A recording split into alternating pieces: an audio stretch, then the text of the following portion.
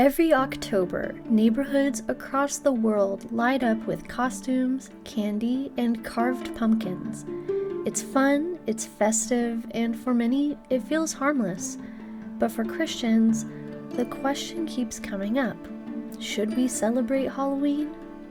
Is this just innocent fun, or is it something we should avoid? The Bible doesn't mention Halloween by name, but it does speak about themes connected to it. In Deuteronomy 18, verses 10 through 12, God warns his people not to practice witchcraft, sorcery, or consult the dead, practices common in pagan nations.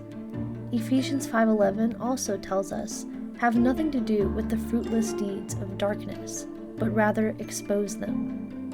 That means we have to be careful. Halloween has roots in Samhain, an ancient Celtic festival where people believed the barrier between the living and the dead was thin. But later, the church established November 1st as All Saints' Day, making October 31st All Hallows Eve. Over time, the holiday blended pagan customs with Christian remembrance. Should Christians go trick-or-treating? Well, this is where many families wrestle. Is trick-or-treating a compromise or an opportunity? For some, it's just harmless fun, costumes, candy, and laughter, not witchcraft, not worship of false gods. Others see it as a gospel opportunity. Halloween is one of the only nights of the year your neighbors literally come to your door. What if you handed out candy and a note of encouragement, or even just a smile that reflects Christ's love? And for many families, it's a cherished tradition. Parents make memories with kids, choosing wholesome costumes and joining the community. Some Christians are troubled by the holiday's pagan roots. They see participation as compromise. Others are concerned about its association with darkness, evil imagery, demonic themes, or glorification of fear. And then there are families who simply feel convicted not to participate, choosing instead to host harvest festivals, church events, or evenings of service. Paul addresses these kinds of questions in Romans 14, verses 5 and 6.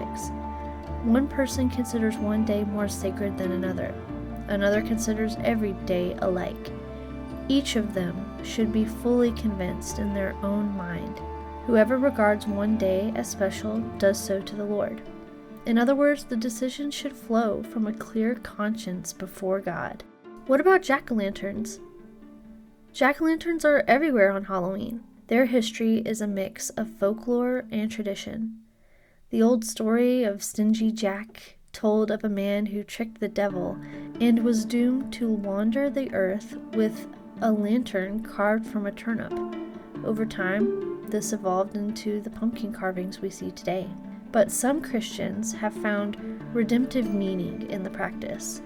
The hollowed-out pumpkin can symbolize a life cleansed of sin, and the candle inside represents Jesus, the light of the world. While Scripture never gives pumpkins a spiritual meaning, believers can choose to see symbols of faith even in cultural traditions. So what does Halloween represent today? For many, it's just fun. Candy, costumes, and community. But its imagery often leans into fear, death, and darkness. That's why Christians approach it differently. Some join in while keeping things lighthearted.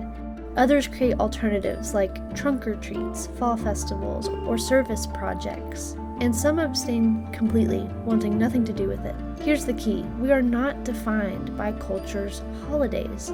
We are defined by Christ. So, can Christians celebrate Halloween? The answer is a simple yes or no. It depends on conviction. If you participate, do it in a way that shines Christ's light. Choosing wholesome costumes, using opportunities to connect with neighbors, and keeping your focus on love. If you abstain, do it out of conviction, not fear. And let your life testify to God's holiness. Either way, 1 Corinthians 10:31 gives us the standard. So whether you eat or drink or whatever you do it all in the glory of God. That's the ultimate filter for Halloween, or any holiday. At the end of the day, Halloween is just one night. What matters most is that we live as people of light every day. Whether you hand out candy, host a fall festival, or quietly skip the holiday altogether, make your choice with faith and let Jesus be glorified in it.